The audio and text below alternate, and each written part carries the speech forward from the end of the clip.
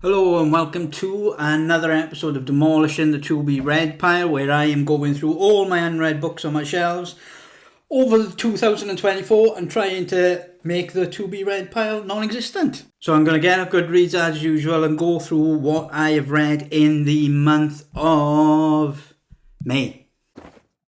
First, I read a classic. Hold up. Before we get to that, I actually missed out a few books before I got to that book I was just talking about. So I'm going to put them in first.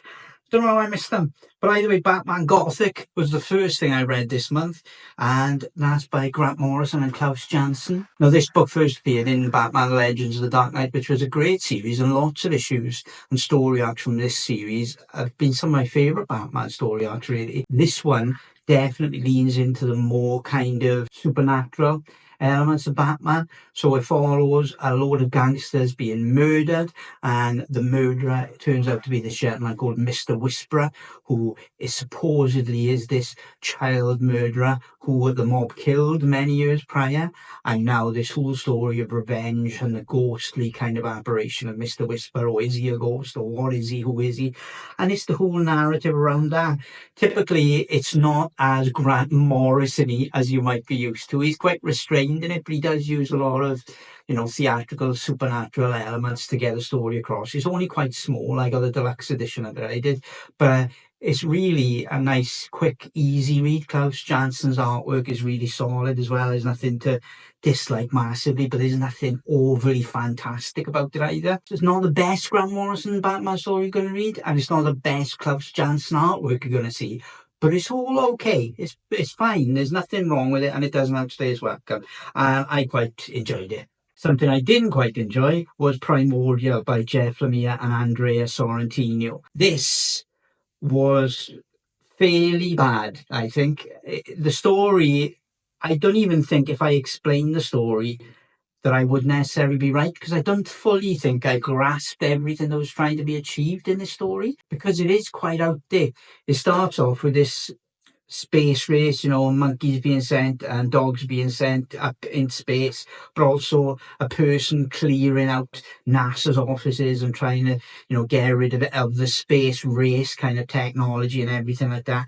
So it's almost set in kind of an alternative history where different things have happened to the real history. And these animals are thought to have been lost, but they kind of get discovered and meet, I think, like an alien power or something. But it was really, really off the wall in many ways, to be honest. It started off mysteriously intriguing, but it didn't really go anywhere, and it didn't really do anything, and it just kept getting more and more confused and conflated in its own plot, in its own world. Yeah, I just didn't get anything about it, really. I don't know if I overlooked something or missed something, but it really wasn't that great to read at all.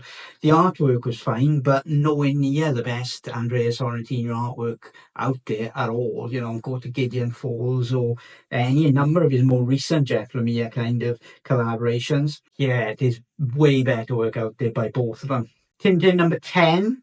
The Shooting Star. That was a good Tintin issue, this was. It was a bit more of a race issue, similar to the last book. It's all involving a celestial body coming down to Earth, and then a race to find and to get this new type of metal.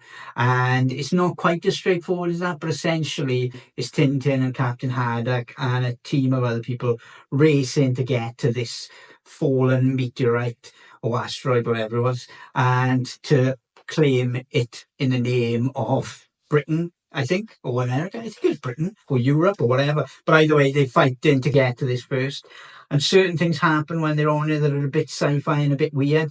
But certainly I found it just fine. There was nothing really majorly wrong with it, apart from this, your standard Tintin depiction of certain characters, which was annoying, but not too much. It was okay. It was fine. And my Tintin journey continues, as you'll find out from me, dressed differently, recording this earlier, telling you about in a minute. Return to Eden by Paco Roca. Now, this book, I looked in detail at this book in a recent video called 4 Fantastic Fantagraphics Reads. I'll put a link to that in the description or card, and I would recommend you watch that to find out more about this book. But I really enjoyed this book. Paco Roca's artwork is fantastic. the life connections he brings and personality he brings to his books is great, because his books always feel so deeply connected to the author and the artist that they come across as much more emotionally impactful and much more kind of warm and heartfelt than a lot of other people's work. It feels connected to him, and it's a story of his mother and their family life in Spain and growing up. And yeah, watch that other video to get a full overview, but that certainly was one of my favourite reads of this month, I would say. Now you can get back to the earlier Chris, who is totally blissfully unaware that I forgot these 4 books.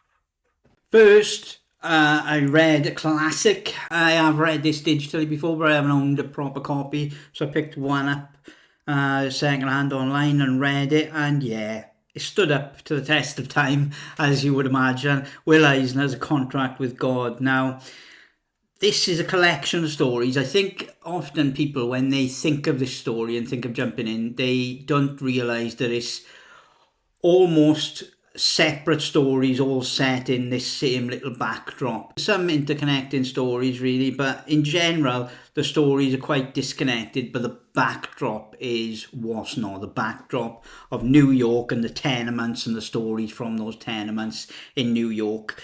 And yeah, it's a wonderful book. It really is a wonderful book, and it kind of tells what life in America and what life in New York as, you know, immigrant, as a person who lives there, as a child, as a person who owns the tenement buildings. It tells all these different stories, and together they paint a picture of this time period and what life was like in New York in that time period. And yeah, it's a wonderful story. A Contract with God, the opening story, is probably still my favourite, because it's got such a way about it. You know, it goes places that you don't expect it to go. It's all about this man who feels like he's been betrayed by God, so he then goes off and does his own thing and lives his own life and has success in different ways. But it's nowhere near as kind of as straightforward as you might expect going into it for the first time, and the art throughout this is just absolutely mind-blowingly beautiful.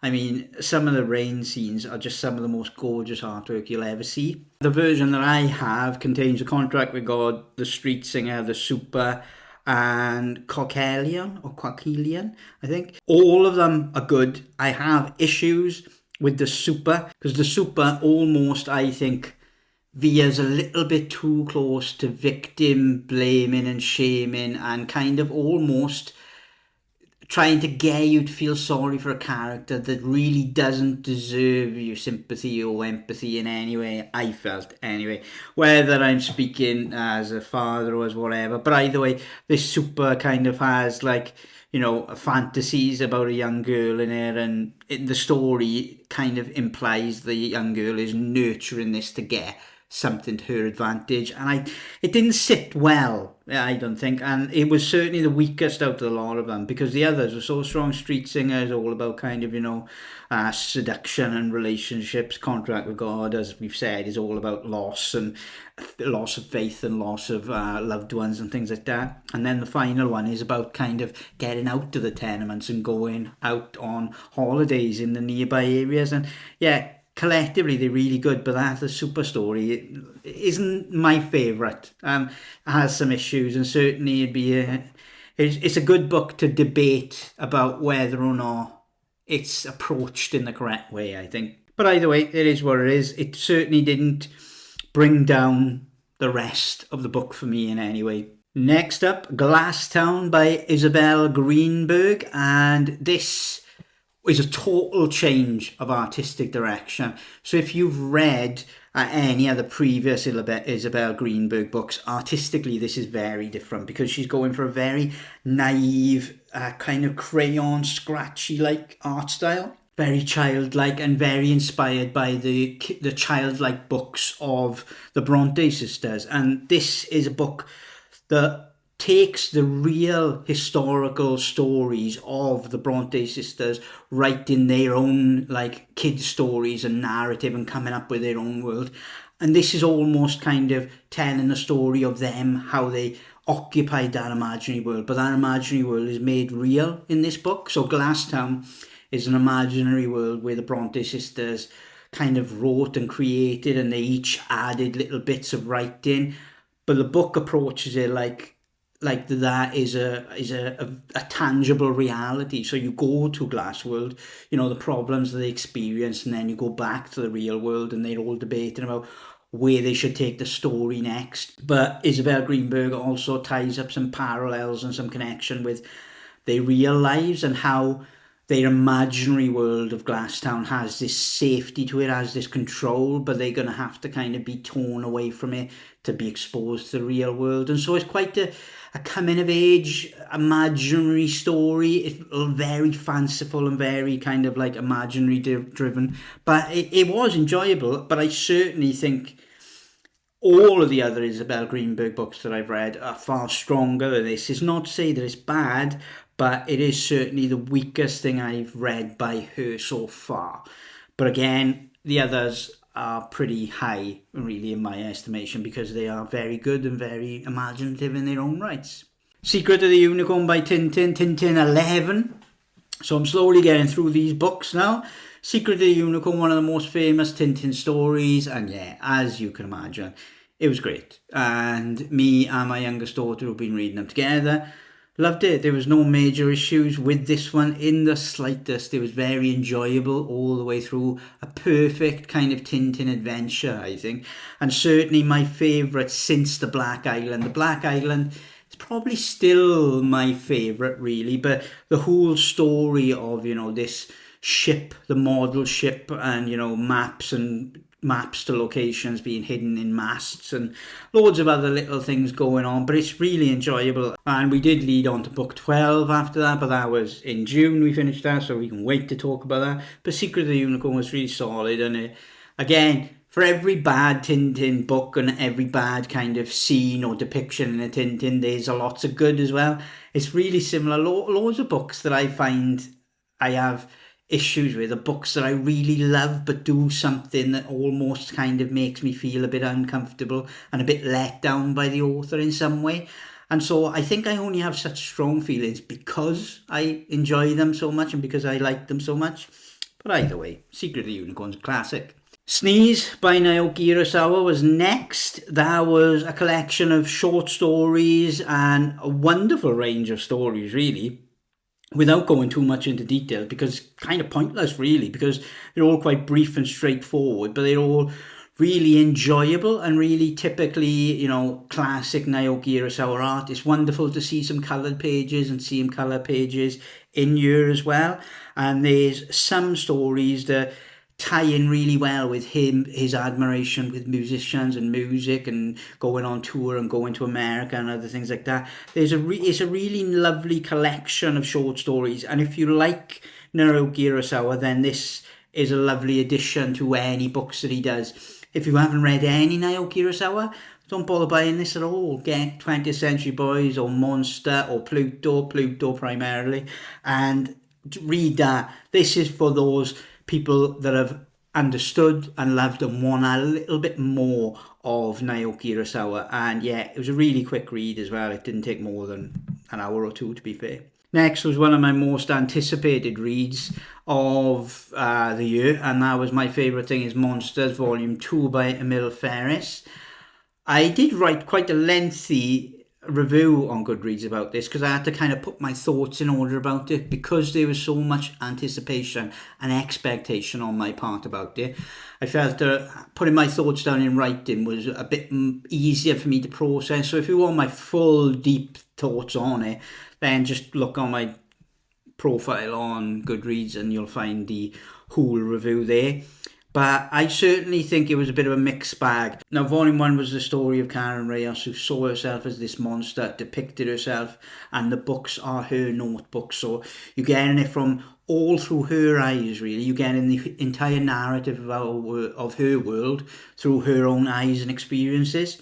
And her neighbour died in the first one, Anka, and she was trying to find out more about her. Now, Volume 1 uncovered that Anka came from war-torn Germany and was a child prostitute and was sold into all these horrendous things and had a really horrendous life. And the only way we experience that in the book is Karen listens to tapes and then depicts the tapes in her notebook, and that, which is quite a nice inventive way of getting around the fact that you can only have a notebook, a journal from this person. So if this person doesn't know it, then it won't exist in the book, which is a restraint, but is played around quite nicely as well in the first volume, and to some degree in the second volume as well.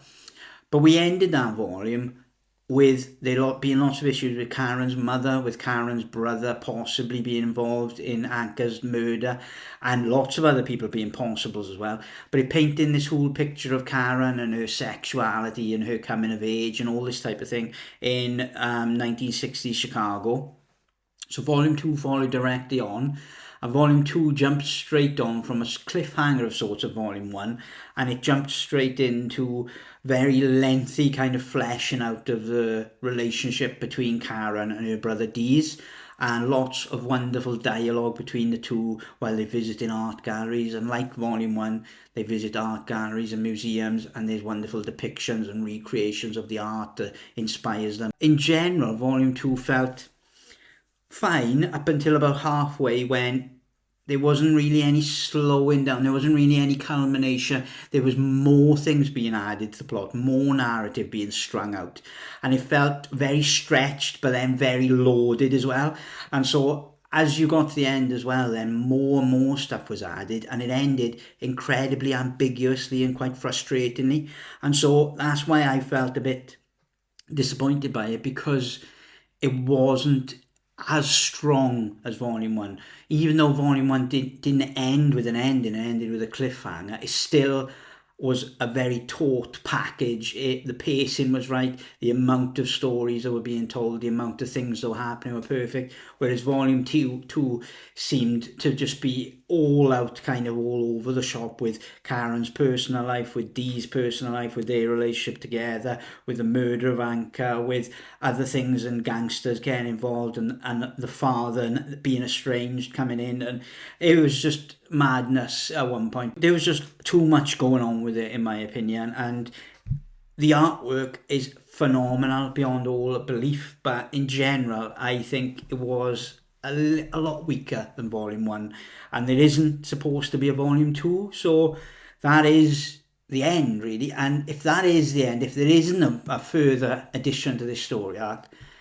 then it is quite poor, but you'll see. And I only mean that as a full story. If that is the ending, then it is quite a poor ending, whereas the creation, the artwork, the imagination throughout is great on every level, but then to miss that ending really brings the whole down, if you get my meaning. That's all I read in May. We will be on to June soon enough, and so I will be back talking to you about June, and hopefully we can catch up with myself soon enough, because I took a little unexpected break from YouTube, so I am catching up slowly but surely. But thank you very much for watching. I will catch you on the next one.